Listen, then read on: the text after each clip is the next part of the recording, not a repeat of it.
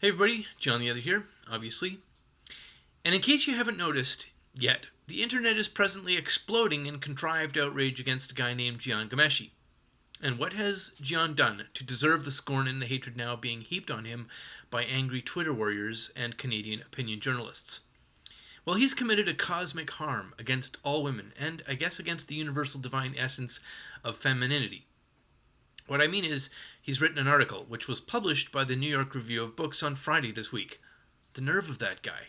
The article, called Reflections of a Hashtag, was Ghomeshi's examination of the experience of being a public outcast for the past 4 years, as well as an apology for his behavior towards female romantic partners and some of his co-workers, and a confession that yes, he did used to have an attitude of importance and entitlement for which he is now contrite. What he didn't do in the article was write the dreaded words, "I'm sorry."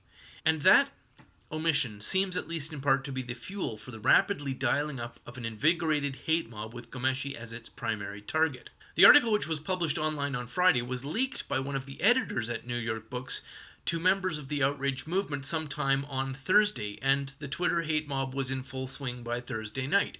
How dare New York Books provide a platform to an abuser? How dare Jian imagine he was ever to be allowed to speak after 4 years in exile? How dare he not have spoken before now? And by the way, how is there no commentary asking which employee of New York Books sold their employer out by leaking the article in advance of publication? I'm just asking for a friend.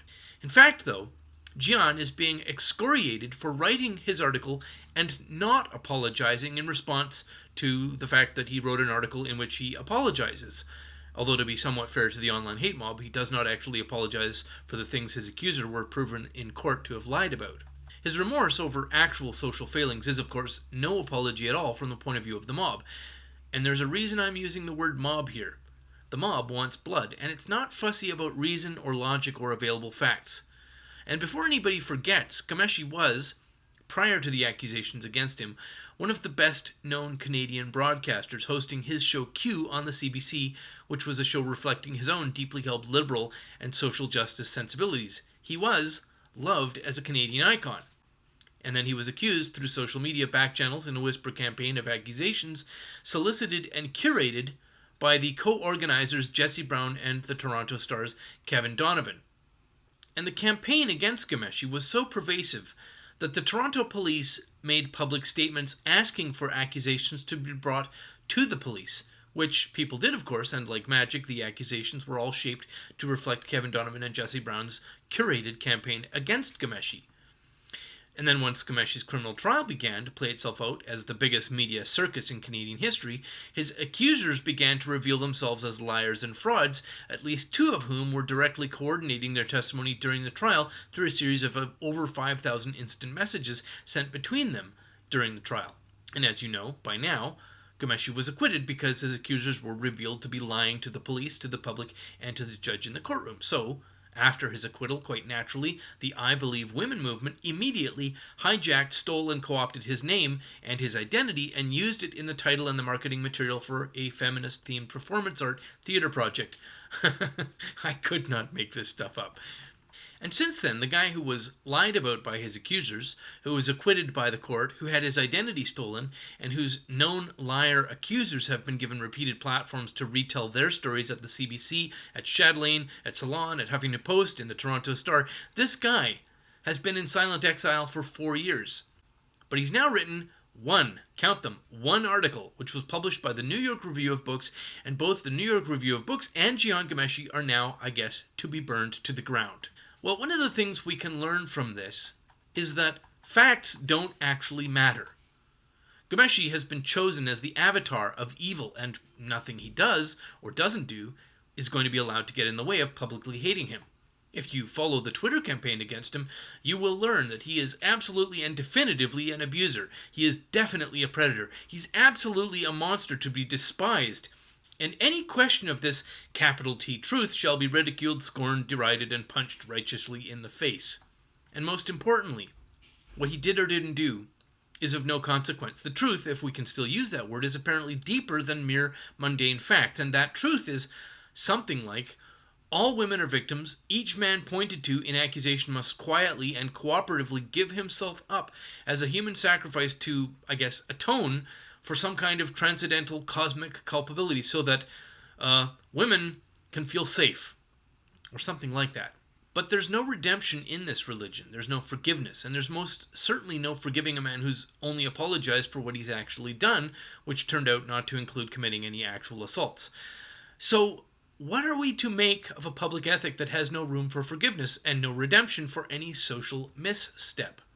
The Twitter online hate mob rose up in response to New York Book's editors pre-releasing Ghomeshi's article to his detractors, and as of today, which is Saturday, that torrent of scorn has spread to publications as mentioned, including Chatelaine, Vice, Toronto Star, along with lesser feminist outlets. And I find myself in the very, very strange position of defending Jian Ghomeshi against his former fan base, against his fellow social justice and feminist comrades.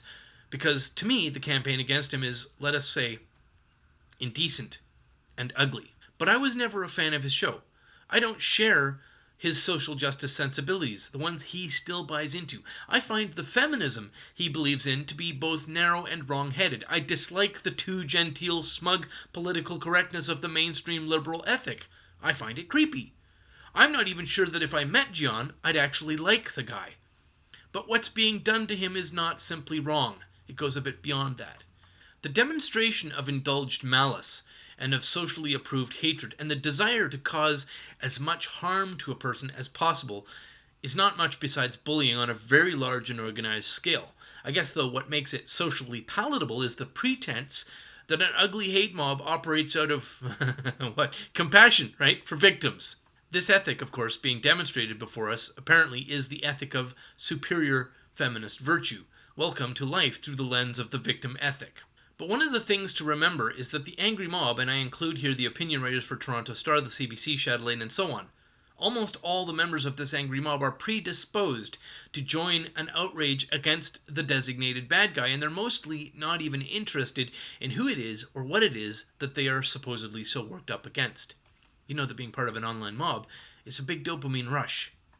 And of course, when the pitchforks and the torches take the form of a repeated rhetoric that your target is a predator or an abuser, both of which terms are prominent in the predatory abuse now being mobilized against Ghomeshi, then the dehumanization necessary before humans are happy to brutalize their neighbors is built right into the act of joining that angry mob. But perhaps there is a positive side to this ugly spectacle. For some time, the excesses of the Me Too movement, the repeated reveals of false accusation, the attacks against men who turn out to be guilty of nothing worse than going on an awkward date, the overt and the obvious fraud by certain Hollywood celebrity icons of fake victimhood, that keeps being said is that these occasional bad apples should not devalue the legitimacy and the, quote, importance of the oh-so-valuable Me Too movement. But the Me Too movement is, at its core, the replacement of justice with an angry mob. It's the trading of the courtroom in exchange for an improvised lynching.